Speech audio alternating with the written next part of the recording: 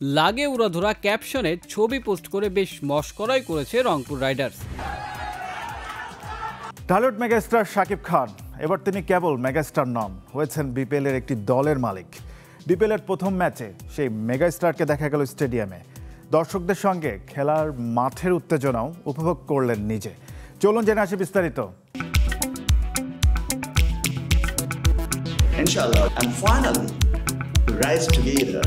Bangladesh premier লিগের এবারের আয়োজন যেন অন্যবারের তুলনায় অনেকখানি ভিন্ন। বিপিএলের দল ঘোষণা, উদ্বোধন সবই যেন নতুন আঙ্গিকের। বাংলাদেশের ক্রিকেট ভক্তরা সাধারণত কোনো প্রিমিয়ার লিগে তারকা জগতের কারো উপস্থিতি এর আগে হয়তো কখনো দেখেননি। ঢাকা ক্যাপিটালও প্রস্তুত চ্যাম্পিয়ন হতে। এই দেখা আইপিএলে মিললেও বিপিএলে তা বিরল। তবে এবারের বিপিএলে ঢাকা ক্যাপিটালসের স্বত্বাধিকারী হয়েছেন ঢালিউড সুপারস্টার শাকিব খান।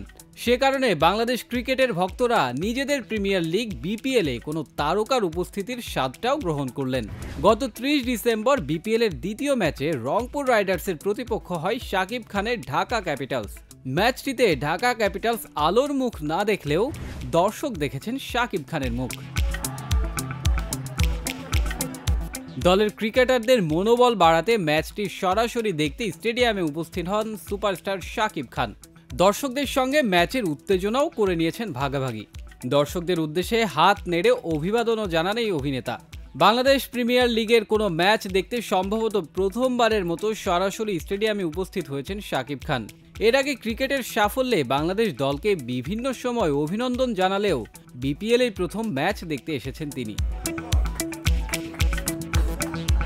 কিন্তু ম্যাচ হারের পর ঢাকা ক্যাপিটালসের মালিক শাকিব খানকে খোঁচা দিয়ে এক ছবি পোস্ট করেছে রংপুর রাইডার্স।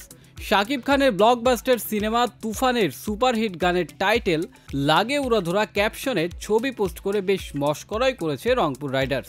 শাকিব ভক্তরা এখন অপেক্ষায় মোক্ষম জবাবের। শাকিব খান বিপিএল 2025-এর আসরে ঢাকা ক্যাপিটালসের মালিকানা নেওয়ার পর থেকেই আলোচনায় থাকে দলটি।